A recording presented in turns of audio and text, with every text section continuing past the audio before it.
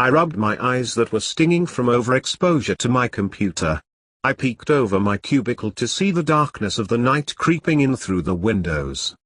How did I let the whole day fly by on me? I murmured in the silence of the office.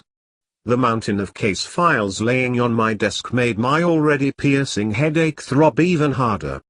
Surely Janet, my boss, was doing this because I was gone for so long?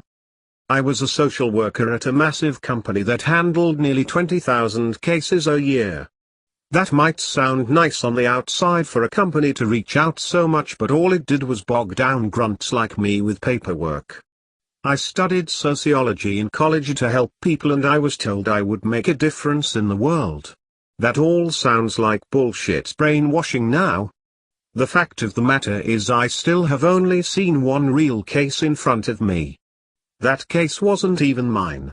One of the other social workers left and it got dropped on me. It was a little girl, 13 or 14, I can't remember fully right now.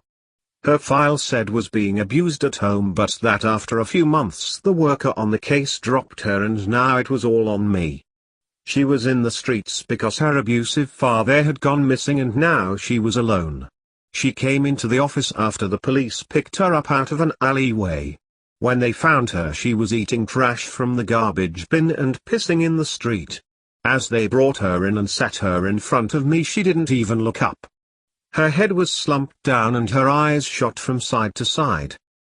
My boss Janet came over to help. Jacob, this is Abigail. Abigail, honey, it's Janet. Do you remember me? Abigail didn't say anything. She just kept darting her vision back and forth. Janet motioned for me to say something. Hi Abigail, it's very nice to meet you. Her gaze rose to meet mine. A cold shiver ran down my spine as she stared deeply into me like a predator sizing up its prey. Abigail leapt from her chair and lunged at me. I fell out of my chair, hitting the cubicle behind me. The flimsy wall fell backwards onto the desk behind mine as I heard it smash a computer.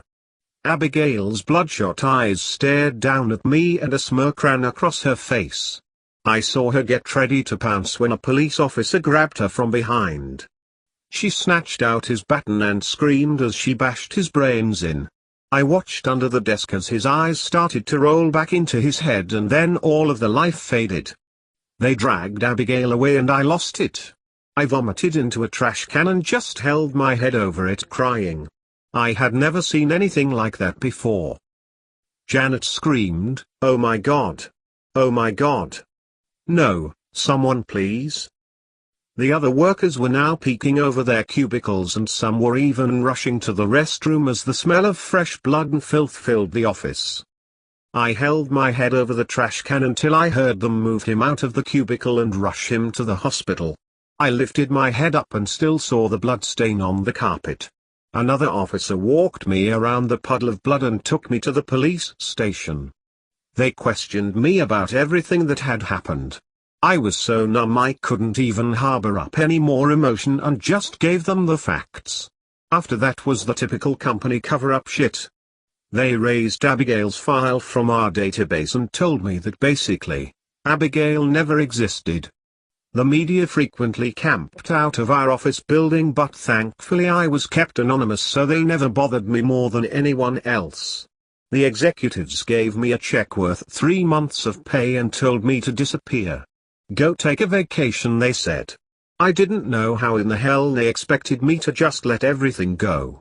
I pushed them to tell me what happened to Abigail to make her that way, but they threatened to sue me or fire me, so I backed down. I took my bribe and went away from everything and everyone. A few weeks before I was to return to work, Alan, one of my co-workers, called me. "Hey, how's the vacation?" "You mean the bribe? It's fucking fantastic. No Janet and no paperwork. This must be what heaven is like," I replied. "So you haven't been watching the news?" I laughed. They told me to piss off. You think I give a damn what's happening there right now? Well, you should. I did some snooping around and I found out what really happened to Abigail. Remember when you started last year they told you that another worker left the Abigail case? Yeah? What about it? I said. I was nervous of what I might hear, albeit very intrigued. Turns out that someone didn't leave.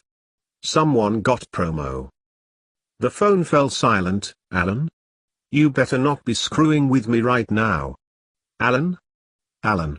The dial tone cut in. Damn it, I shouted at the phone.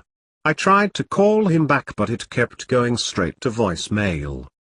I tried to finish out what he might have been trying to say.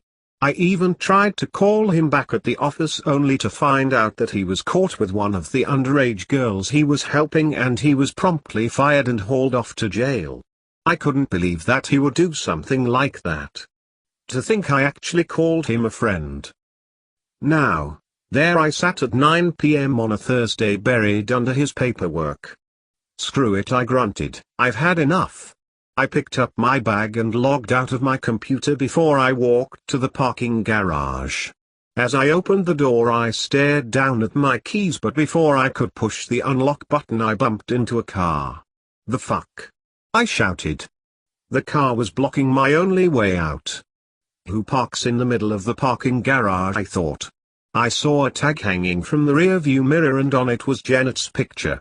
You stupid bitch, I said to myself. Janet liked to go out and get drunk after work. This wasn't the first time she returned to the office and caused some mayhem. As I lifted up my foot to walk away and call a tow truck, I felt some resistance. I looked down and saw my shoe was completely red. In the corner of my vision I saw something. It was Janet's hair peeking out of the tire, her face smashed underneath it. I felt someone standing behind me as the smell of garbage and stale blood took me over.